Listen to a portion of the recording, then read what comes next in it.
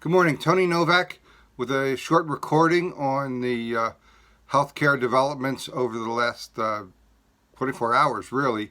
If your small business uses part-time or seasonal employees, there's a good chance that some of them are upset by the prospect of losing healthcare coverage as a result of the Trump administration's decision to end the 20% payments that would have otherwise covered their out-of-pocket expenses. So I have three quick suggestions on how to deal with that as a business owner.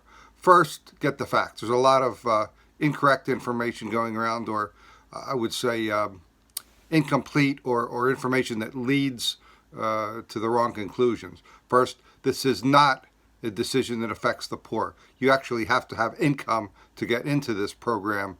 This does not affect Medicaid, and it only applies to working class people. Second, it only affects that 20% copayment that would have covered the deductible. The problem is, and the real issue is, it makes the difference between being able to access healthcare and not being able to access healthcare.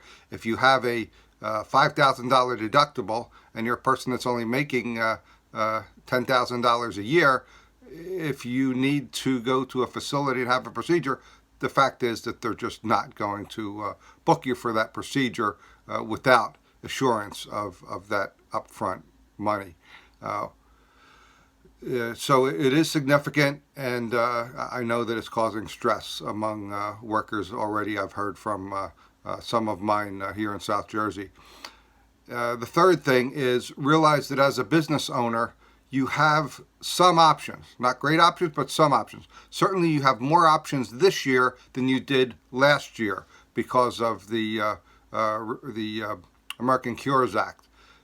Also, it's very possible that you have more options today than you had yesterday, possibly as a result of the executive order and the changes that are coming down the road.